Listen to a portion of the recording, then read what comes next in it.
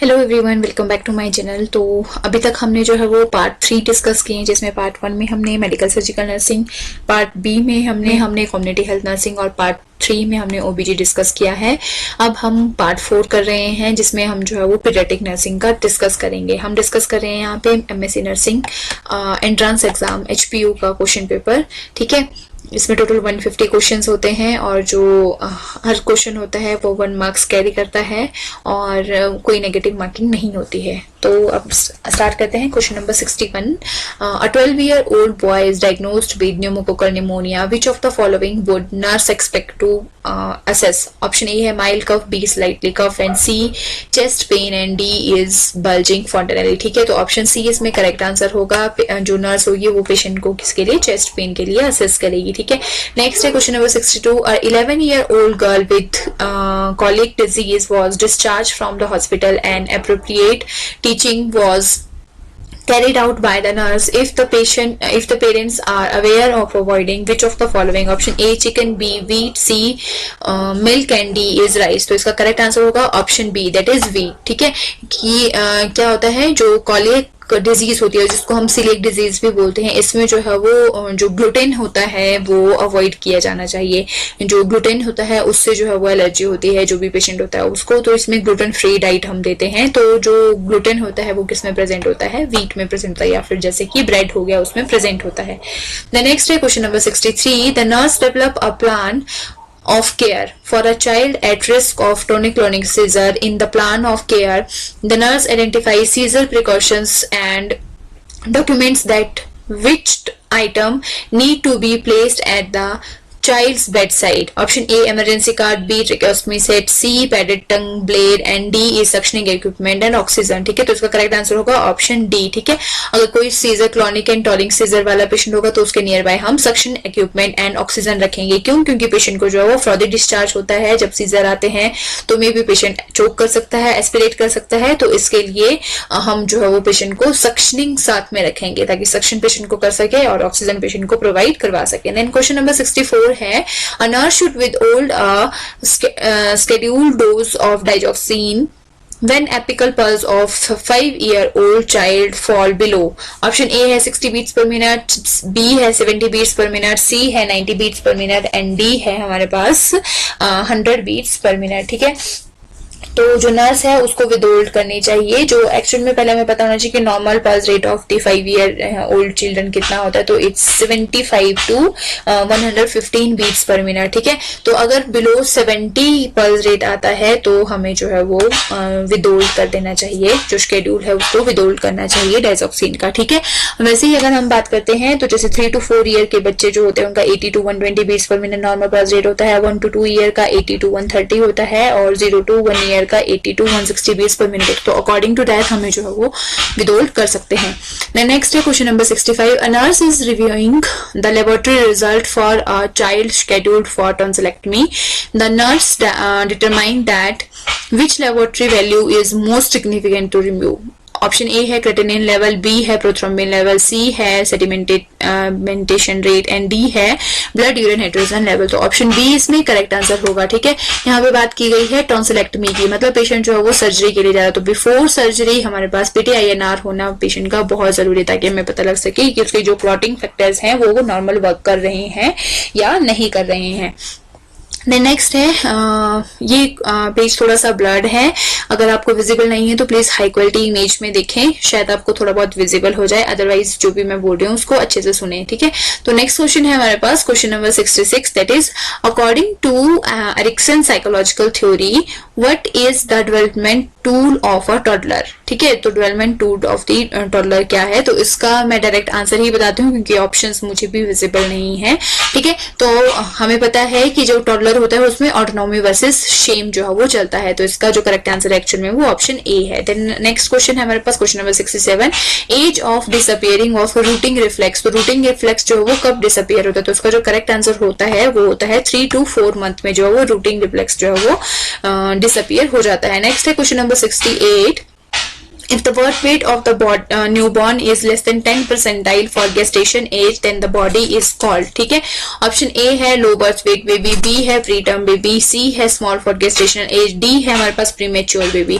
तो इसका correct answer होगा option C, that is small. में हमें पूछा जाता है कि more than 10 percentile of gestational age है तो हम उसको बोलते हैं लार्ज फॉर गेस्टेशनल एज। ठीक है, 10 परसेंटाइल के अकॉर्डिंगली हम देखते हैं कि 10 परसेंटाइल वेट ज्यादा है या कम है तो वो लार्ज फॉर गेस्टेशनल एज और स्मॉल फॉर गेस्टेशनल एज आता है। अगर बात करते हैं हम लो बर्थ वेट बेबी की, तो अगर बेबी का वेट जो है वो फुल टर्म बेबी का वेट 2.5 kg से लेस है तो वो क्या है, लो बर्थ वेट बेबी है। देन बात करते हैं प्री टर्म बेबी की, तो अगर बेबी जो है वो बिफोर 37 वीक्स जो है डिलीवर हुआ है तो उसको हम प्री टर्म बेबी बोलते हैं। अब प्री टर्म में भी फर्दर क्लासिफिकेशन होती है, एक होता है हमारे पास लेट प्री टर्म, एक होता है हमारे पास अर्ली प्री टर्म और एक होता है हमारे पास जो एक्सट्रीम प्री टर्म। ठीक है, अगर बेबी जो है वो लेस देन 28 वीक्स है तो उसको हम एक्सट्रीम प्री टर्म में लेते हैं। देन बात आती है हमारे पास वेरी प्री टर्म की या फिर अर्ली प्री टर्म की, तो 28 to 32 वीक्स जो है वो अर्ली प्री टर्म होता है एंड लेट प्री टर्म जो होता है वो more than 32 weeks till 37 weeks जो है वो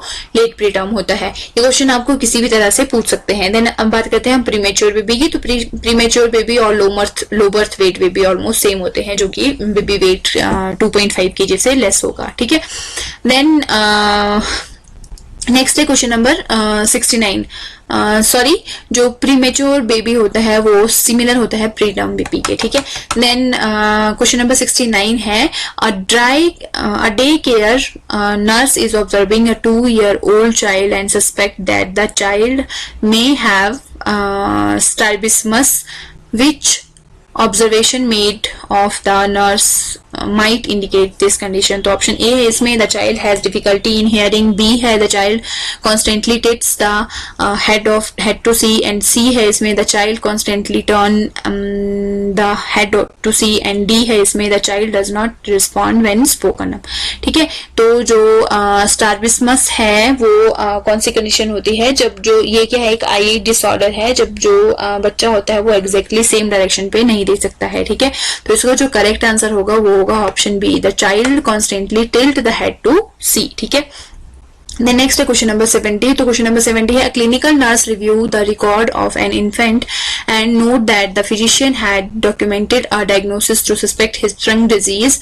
The nurse review and the assessment finding documented in the record, knowing that which symptom most likely led the mother to seek health care to the infant. Option A diarrhea, B projectile vomiting, C regurgitation of feeding, and D is foul smell ribbon like stew। तो इसका जो correct answer होगा that is option D. ठीक है, हमें पता है कि डायरिया तो नॉर्मल में भी हो सकता है, प्रोजेक्टाइल वॉमिटिंग जो है वो पाइलोरिक स्टोनोसिस के केसेस में होती है, और रिगर्जिटेशन ऑफ फीडिंग जो है वो अगर बेबी को अच्छे से फीड करके जो है वो टैप नहीं करते हैं तब होती है। ठीक है, तो क्वेश्चन नंबर 71 है next, Molly with suspected rheumatic fever is admitted to the pediatric unit. When obtained the child's history, the nurse considered that the information to be most important. Option A, a fever started 3 days ago. Option B, lack of interest in food. C, recent episode of pharyngitis, and D, vomiting for 2 days। उसका जो correct answer होगा वो होगा option सी। ठीक है, हमें पता है कि रूमेटिक फीवर में हम अगर कोई सो थ्रोट वाला केस होगा या फेरेंजाइटिस वाला केस होगा तो उसको हम जो है वो मोस्ट इंपॉर्टेंट हिस्ट्री मानते हैं। ठीक है, अगर पेशेंट को प्रीवियसली सो थ्रोट हुआ है या फिर फेरेंजाइटिस का केस हुआ है तो उस केस में चांसेस होते हैं पेशेंट को रूमेटिक फीवर होने के। Next है question number 72। A 6-year-old child is admitted with nephrotic syndrome. Which of the significant nursing intervention is to be done daily by a nurse? Option A है checking temperature, B है measuring mid-arm circumference, C है checking capillary refill, and D है monitoring intake output। तो इसमें monitoring intake output जो है वो measure daily होगी। Option D is correct। Then next है question number 73। Which vaccine is contraindicated in child with history of convulsion? Option A DPT, B measles, C typhoid, and D is BCG। ठीक है, तो जो DPT है actual में DPT पूरी नहीं है लेकिन पर्ट्यूसिस जो है वो टिपिकली हम जो है वो अवॉइड करते हैं अगर कोई पेशेंट जो है वो कन्वर्जन वाला होता है तो। ठीक है, तो अगर पर्ट्यूसिस आपके पास इंडिविजुअली ऑप्शन में तो आपने पर्ट्यूसिस पे टिक करना है। देन नेक्स्ट हमारे पास question number 74। The test which is perform to find out whether a person is immunized और नॉट अगेंस्ट डिप्थीरिया इज। ठीक है, option A Mantoux, B Dick test, C Widal test, and D is Schick test. Option D इसमें correct answer होगा। जो Mantoux test होता है उसको हम ट्यूबरक्लोसिस के लिए करते हैं और जो डिक टेस्ट होता है तो जो डिक टेस्ट होता है उसको हम जो है वो method of determining susceptibility and scarlet fever के लिए हम जो है वो डिक टेस्ट करते हैं, और जो विडाल टेस्ट होता है उसको हम टाइफाइड के लिए करते हैं, सिक टेस्ट के हम डिप्थीरिया के लिए करते हैं, और अगर बात करें एलिसा की तो एलिसा हम जो है वो HIV एड्स के लिए करते हैं। ठीक है, देन नेक्स्ट क्वेश्चन है हमारे पास question number 75, the condition in which type of hair is seen growing on the back is spina bifida cystica, B है हाइड्रोसेफेलस, सी है spina bifida occulta and D है एपिलेप्सी। ठीक है, तो जो हाइड्रोसेफेलस है वो हमें पता है इंक्रीज हो जाता है जो इंट्राक्रेनियल प्रेशर, जो इंट्राक्रेनियल सेरेब्रोस्पाइनल फ्लूइड होता है उसका वॉल्यूम। ठीक है, और एपिलेप्सी में जो है वो सीजर्स होते हैं। तो बात करते हैं हम स्पाइना बाइफिटा सिस्टिका और स्पाइना बाइफिटा अकल्टा की। ठीक है, तो स्पाइना बाइफिटा सिस्टिका जो होता है वो एक्चुअल में 2 टाइप का होता है, मेनिंजियोसील और मेनिंजियोमायोसील। ठीक है, जो मेनिंजियोसील होता है उसमें आउट बल्जिंग हो जाती है एक फ्लूइड सैक की, जिसमें वो रप्चर्ड नहीं होता है, इंटेक्ट होता है, और मेनिंजियोमायोसील जो होता है उसमें वो क्या होता है, रप्चर्ड होता है, जिसमें कि जो सेरेब्रोस्पाइनल फ्लूइड होता है वो क्या है, बाहर भी आ रहा होता है। ठीक है, और अगर बात करते हैं हम स्पाइना बाइफिटा अकल्टा की, तो जो हमसे क्वेश्चन पूछा गया है कि हेयर सीन वो किस में होते हैं, स्पाइना बाइफिटा अकल्टा, ऑप्शन सी इसमें करेक्ट आंसर होगा। स्पाइना बाइफिटा अकल्टा में क्या होता है, इसमें या तो डिम्पलिंग हो सकती है, डार्क स्पॉट हो सकता है, स्वेलिंग ऑफ द बैक हो सकती है, या फिर गैप हो सकता है इन बिटवीन द स्पाइन, या फिर इसमें जो है वो बंच ऑफ हेयर हो सकता है। तो वो किस में होता है, स्पाइना बाइफिटा अकल्टा के केस में। और अगर out bulging of the spinal इसकी बात करें हम, तो वो किस में होता है, स्पाइना बाइफिटा सिस्टिका में। ठीक है, द नेक्स्ट है question number 76, milk ejection reflex is also known as, option A है लेट डाउन रिफ्लेक्स, बी है मोरल रिफ्लेक्स, सी है ऑक्सीटोसिन रिफ्लेक्स एंड डी है बोथ ए एंड बी। तो इसका जो करेक्ट आंसर होगा वो ऑप्शन डी होगा, that is both A and B. Let down reflex को ही हम ऑक्सीटोसिन रिफ्लेक्स बोलते हैं। मिल्क इजेक्शन रिफ्लेक्स जिसको हम बोलते हैं, जिसमें कि क्या होता है, मिल्क इजेक्ट होता है। एक होती है हमारे पास मिल्क सिक्रीशन, ठीक है, तो वो किसमें होती है, प्रोलैक्टिन की वजह से होती है। ठीक है, जो मिल्क सिक्रीशन होती है, लैक्टोजेनेसिस होती है, वो किसकी वजह से होती है, प्रोलैक्टिन की वजह से होती है, उसको मिल्क सिक्रीशन बोलते हैं। और मिल्क इजेक्शन जो आउट होता है मिल्क, वो ऑक्सीटोसिन की वजह से होता है या फिर लेट डाउन रिफ्लेक्स की वजह से होता है। देन नेक्स्ट है question number 77, the shunt that is most commonly used to manage the hydrocephalus। Option A है ventriculo pleural shunt, ventriculo peritoneal shunt, ventriculo arteries shunt, ventriculo ureteric shunt. तो जो shunt commonly use करते हैं वो कहते हैं ventriculo peritoneal shunt, that is option B. ठीक है, देन क्वेश्चन नंबर 78 है appropriate diet for a child who is suffering from Addison disease. Option A है एक्स्ट्रा सॉल्ट डाइट, बी है calorie intake up to 1000 kilo calorie, C है high fat diet and D है restricted daily diet, daily fluid intake. तो इसमें जो correct answer होगा वो होगा option A, add extra salt. क्यों, जो एडिसन डिजीज होती है क्या होती है, वो ऑटो इम्यून डिजीज होती है, जिसमें कि जो एडर्नल ग्लैंड के जो में एक्सीडेंटली जो है वो अपनी ही एंटीबॉडीज एडर्नल ग्लैंड को अफेक्ट करने लगती है, जिसकी वजह से क्या होता है, एक्सेसिव रिडक्शन हो जाती है कौन से हार्मोन की, कॉर्टिसोल की, और जो हमारे पास फ्लूइड बैलेंस के लिए हार्मोन होता है दैट इज एल्डोस्टेरोन। ठीक है, तो एल्डोस्टेरोन एक्चुअल में क्या करता है, बैलेंस रखता है in between the salt and the fluid balance. But अगर एल्डोस्टेरोन रिड्यूस हो जाएगा तो उसकी वजह से क्या होगा, जो सॉल्ट का लेवल होगा वो भी डिक्रीज हो जाएगा, एंड सेकेंडली जो ब्लड जो फ्लूइड लॉस होगा वो भी इंक्रीज हो जाएगा। तो इसलिए हम जो है वो एक्स्ट्रा सॉल्ट डाइट हम जो है वो एडिसन डिजीज में देते हैं।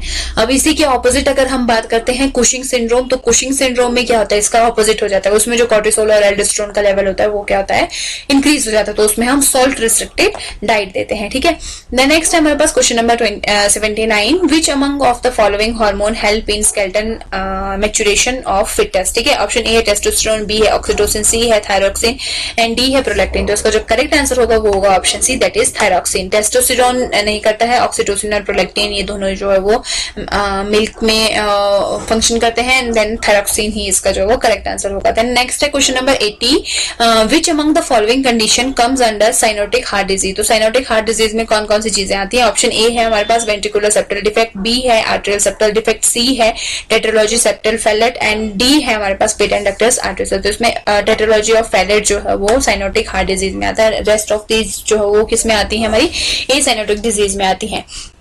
अदर थिंग्स जो हमारी साइनोटिक डिजीज में आते हैं, जैसे कि पल्मोनरी अट्रेजिया हो गया, transposition of the great vessels हो गया, ट्राइकस्पिड एबनॉर्मलिटीज जितनी भी होती हैं वो सब किस में आती है हमारे पास, साइनोटिक हार्ट डिजीज में आती हैं। ठीक है, तो ये थे हमारे पास 20 क्वेश्चन पीडियाट्रिक के। अब इसके बाद जो नेक्स्ट है वो हमारे साइकियाट्रिक के क्वेश्चंस हैं। होप सो आपको ये वीडियो अच्छी लगी होगी और आपको ये चीजें समझ आई होंगी।